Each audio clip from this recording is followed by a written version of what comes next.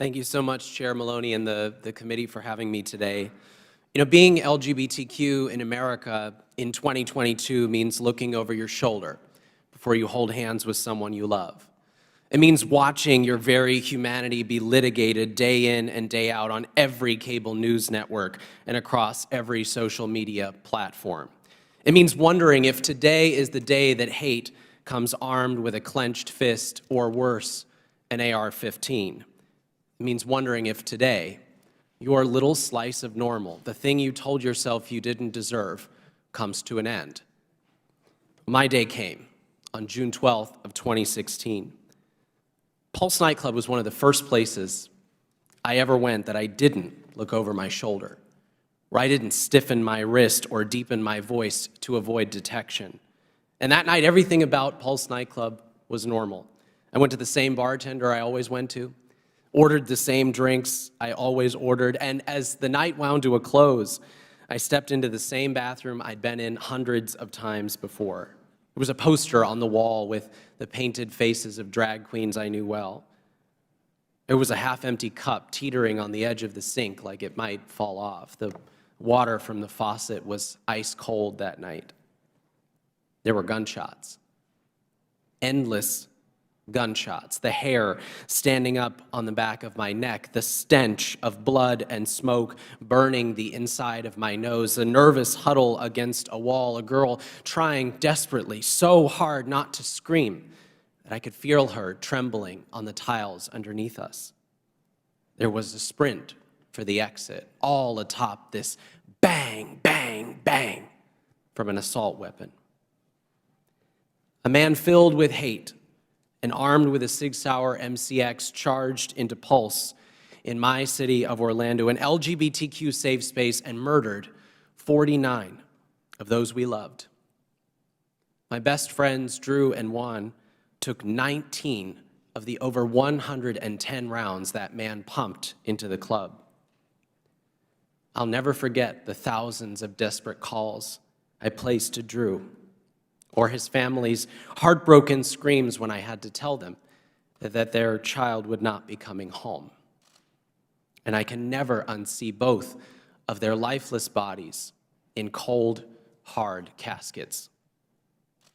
For years, cynical politicians and greedy grifters have joined forces with right-wing extremists to pour gasoline on anti-LGBTQ hysteria and terrorize our community. My own governor, Ron DeSantis, has trafficked in that bigotry to feed his insatiable political ambition and propel himself toward the White House. We have been smeared and defamed. Hundreds of bills have been filed in order to erase us. Powerful figures have insisted that the greatest threats this country face are a teacher with they, them pronouns or someone in a wig reading Redfish, Bluefish. And all along, we warned that these short-sighted political maneuvers would come with a human cost. But they've continued anyway. Even as queer kids told us that they were scared, that life was getting less safe for them. Even as hate violence has escalated, as children's hospitals have faced mounting bomb threats, as armed protesters started showing up at pride festivals and brunches, as a donut shop in Oklahoma was firebombed for daring to host a drag show, even as 5 innocent people in Colorado Springs went into a space that was supposed to be safe for them and came out in body bags, the attacks have continued. We can be better than that. We have to be better than that. Right-wing extremism relies on this manufactured belief that its poison is inevitable, that resistance is hopeless, but I contend that taking a stand is necessary, that it is our duty.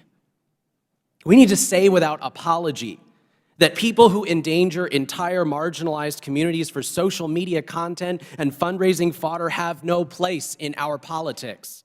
We need to hold accountable those who traffic in venomous bigotry to score cheap political points. We need to address how our obsession with easy access to guns takes dangerous hatred and makes it fatal. And we need to say unequivocally right here, right now, that LGBTQ lives matter, that trans lives matter, and that in this country that is not up for debate.